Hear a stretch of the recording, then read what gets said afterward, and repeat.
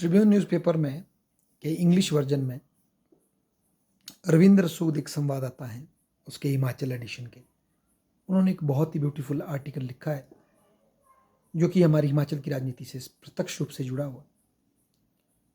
वो उसमें ये बताते हैं कि हिमाचल अभी तक अपना कोई disaster mitigation and management action plan नहीं बना पाया है, जबकि बहुत सी एनजीओज़ और स्टेक होल्डर्स इस बात का प्रयास कर रहे हैं कि हिमाचल अपना एक डिजास्टर मिटिगेशन एंड मैनेजमेंट कोई एक्ट या पॉलिसी तैयार करे, फ्रेमवर्क तैयार करे, ताकि उसके तहत आने वाले मानसून से पहले हम अपने निपटने की तैयारियां करें। उस आर्टिकल को पढ़ने से मुझे पता लगा कि हिमाचल स्टेट वाइज 5वें नंबर पर सबसे ज़्यादा रिस्क प्रोन है अर्थक्वेक, फ्लैश फ्लड्स और इस तरह के जो क्लाउड बर्स्ट्स के लिए सबसे ज़्यादा वनरेबल है हिमाचल। फिर सिस्मिकली क्लाउड जोन 4 और 5 में आता है। चलो, इस बात का तो हमें ज्ञान था। तो हिमाचल को एज सच जो पिछले कई सालों से क्लाउड बर्स्ट और दूसरी जो इस तरह की समस्याएं निरंतर बढ़ती चली जा रही है हिमाचल में। फिर 4 लेन से जो विकास हुआ है, उसमें जो सड़कें बनी हैं उनके कटान थोड़े ऊंचे नीचे हुए हैं, उससे भी बहुत ज़्यादा नुकसान बढ़ा है। मोर ओवर लोग जो है सिस्टमेटिकली नदी में इंक्रोच कर रहे हैं, उसके रिवर बेड में, चाहे कुल्लू का विशेषकर अगर ब्यास की बात करें हमारी, तो रिवर बेड में लोगों ने कब्जा कर दिया और उसको इंक्रोच करते चले जा रहे हैं, या गवर्नमेंट कोई प्रोजेक्ट उसमें आ चुके हैं। तो कोई एक्शन प्लान तो हमारे पास होना चाहिए, ये बात उन्होंने बहुत अच्छी बोली। इसकी कमी के बिना अधिकारी लोग जो है वो बेचारे हैपाजेट मैनर से करते हैं। जब सामने समस्या आती है उसके बाद उसका सामना करते हैं, जब तक नहीं आती तब तक फालतू की मॉक ड्रिलें होती हैं जिसका रियलिटी से कोई संदर्भ नहीं होता। सब चीज़ें डिजास्टर के आने पर ही फिर चलती हैं, उससे पहले कुछ नहीं होता।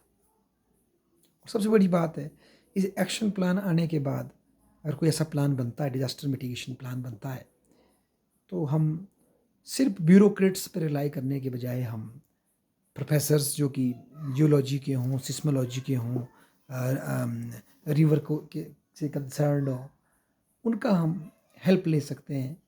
एक्सपर्ट्स की हेल्प ली जा सकती है और पहले से ही डिज़ास्टर के मिटिगेशन का प्रयास किया जा सकता है। और वो काम केवल उस मौसम में, बरसात के मौसम में करने के बजाय या भूकंप आने के टाइम करने के बजाय उससे पहले से प्रिपरेशन का रोड मैप तैयार किया जा सकता है, पर उसके लिए एक रेजोल्यूशन दिखाने की ज़रूरत है। फॉर एग्ज़ाम्पल, हिमाचल गवर्नमेंट ने जो सेंडाई फ्रेमवर्क भारत सरकार ने डिजास्टर मैनेजमेंट के खिलाफ जो साइन किया है, उसको कहाँ तक इम्प्लीमेंट कर रही है हमारी गवर्नमेंट।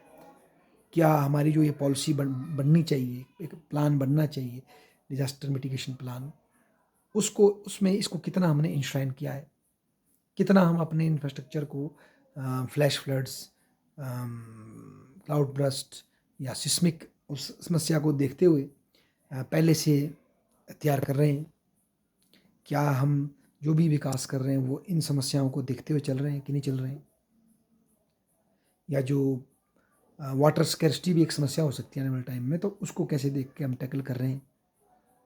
इन सब योजनाओं को सिंक्रनाइज करने के लिए हमें एक फ्रेमवर्क की डेफिनेटली ज़रूरत है, जो कि डिजास्टर मैनेजमेंट को हैप्पैज़ार्ड ना ले जा करके उसको around all entire year activity देखे और उसको over the period of time उसको बेटर करने का प्रयास करें।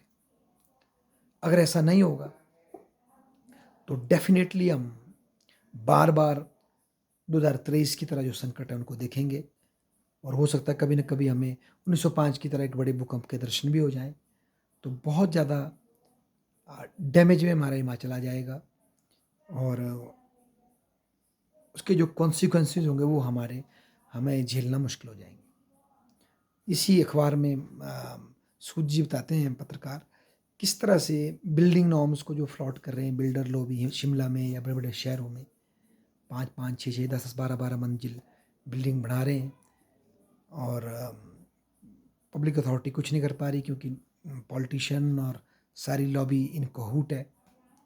Even government building in norms को वायलेट कर रही है और कोई एफिशिएंट और निष्पक्ष रेगुलेटरी मैकेनिज्म स्थापित करने में हम फेल हुए हैं। तो समय आ गया है कि अब डिजास्टर मिटिगेशन और मैनेजमेंट को हम अपनी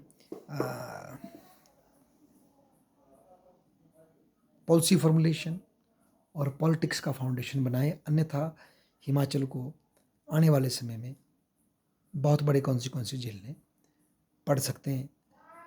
और जब हम कोई फ्रेमवर्क बनाएंगे, कोई एक्शन प्लान बनाएंगे, तभी तो उसके हिसाब से हमारा एनालिसिस आगे हो सकेगा और हम आगे बढ़ सकेंगे। और मानव का इतिहास इस बात का साक्षी है कि मानव जब जब प्रतिज्ञा करता है, एक अपने लिए एक फ्रेमवर्क बनाता है, तो उसी से वो ग्रेजुअली उसके अंदर इम्प्रूवमेंट आनी शुरू हो जाती है, क्योंकि उसकी एनर्जीज़ के लिए, उसकी इंद्रियों के लिए एक लक्ष्य तय हो जाता है, उसके हिसाब से वो खुद को मेंटेन करता है। तो इसीलिए डेफिनेटली हमें एक डिज़ास्टर मैनेजमेंट को और मिटिगेशन फ्रेमवर्क बनाने की ज़रूरत है।